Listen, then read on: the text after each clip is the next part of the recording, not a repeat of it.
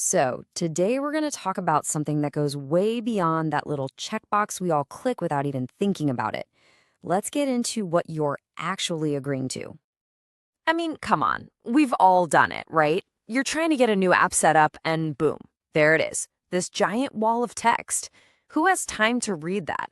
You just scroll, scroll, scroll, find the bottom, and click agree. It feels totally harmless, but that's the illusion. But here's the thing. What if I told you that click, that little moment of so-called consent, is basically becoming a meaningless legal formality? Today, we're going to explore why the whole idea of online consent is fundamentally broken and what the future of our data privacy really looks like.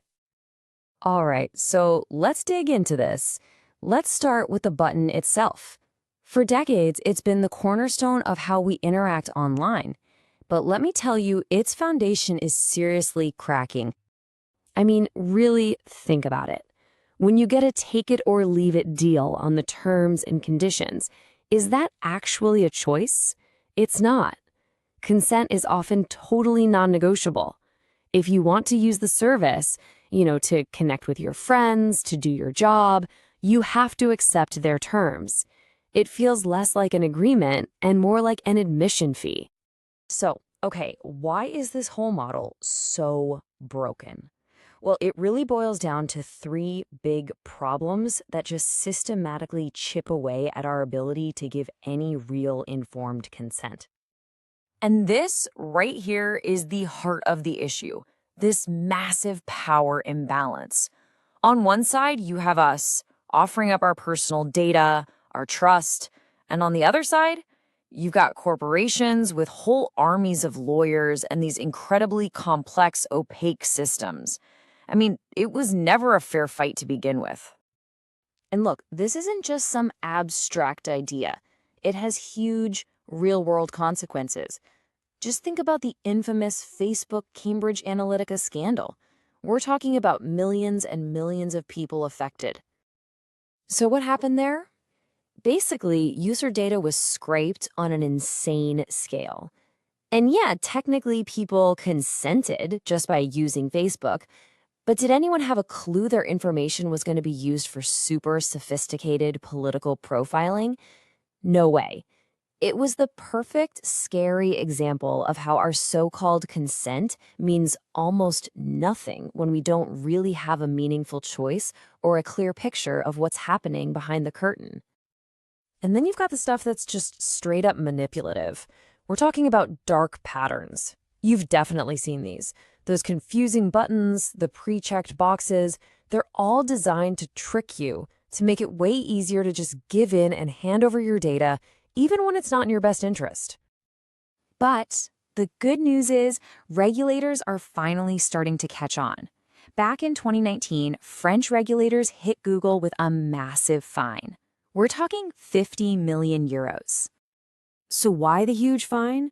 Because under the GDPR, Google's whole approach to consent was basically invalid. The info about what they were doing with your data was buried, spread out across a bunch of different documents. It was impossible to find, and it definitely wasn't clear.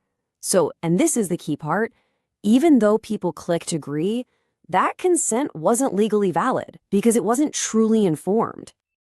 Okay, so if the old consent model is totally broken, what do we do? What's the alternative? Well, a new idea is starting to take hold, one that's all about building privacy in from the very start.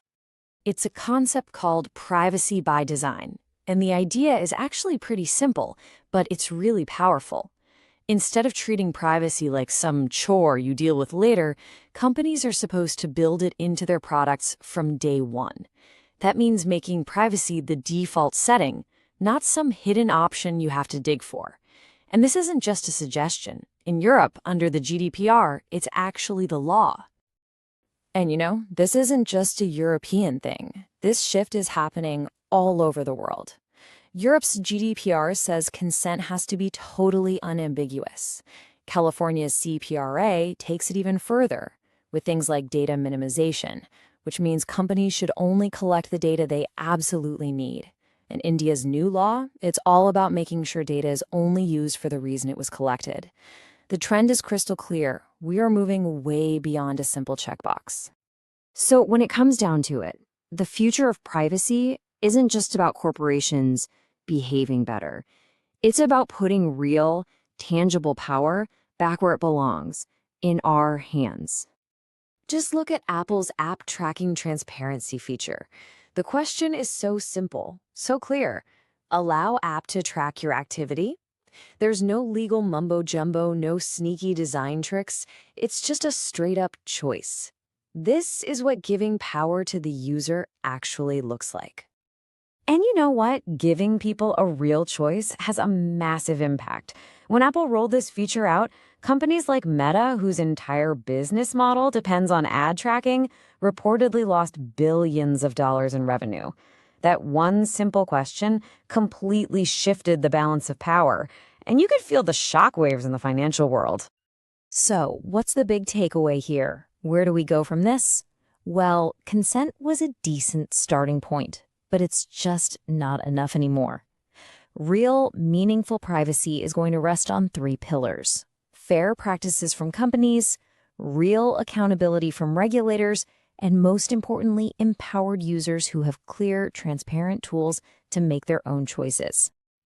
Look, we're moving into a time where privacy is finally being seen as a fundamental right, not some privilege you have to trade away to use a service. That I agree button was just the beginning of the conversation. The real question now is, as we get more and more empowered, what are we going to demand next?